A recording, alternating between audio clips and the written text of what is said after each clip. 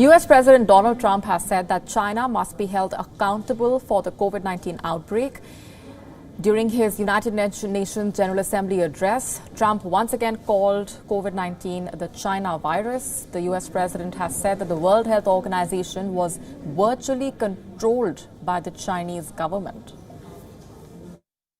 We will defeat the virus. We will end the pandemic. And we will enter a new era of unprecedented prosperity, cooperation, and peace. As we pursue this bright future, we must hold accountable the nation which unleashed this plague onto the world, China.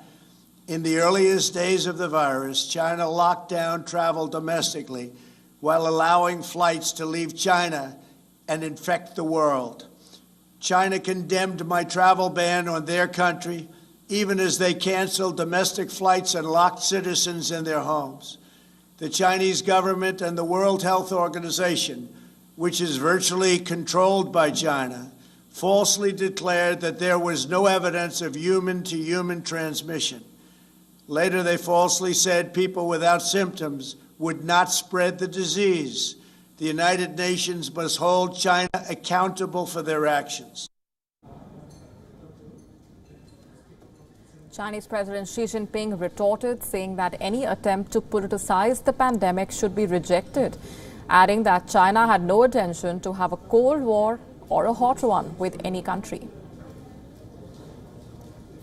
我们永远不称霸、不扩张、不谋求势力范围，无意跟任何国家打冷战、热战，坚持以对话弥合分歧，以谈判化解争端。我们不追求一枝独秀，不搞你输我赢，也不会关起门来封闭运行，将逐步形成以国内大循环为主体，国内国际双循环相互促进的新发展格局，为中国经济发展开辟空间，为世界经济复苏和增长增添动力。中国将继续做世界和平的建设者，全球发展的贡献者，国际秩序的维护者。 Meanwhile, the Turkish President Recep Tayyip Erdogan criticized the United Nations' delayed response to the COVID-19 crisis. He said that the current situation proved the ineffectiveness of the United Nations.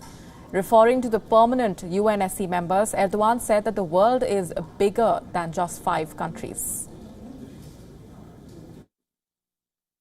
We have seen how ineffective the existing global mechanisms have been during this crisis.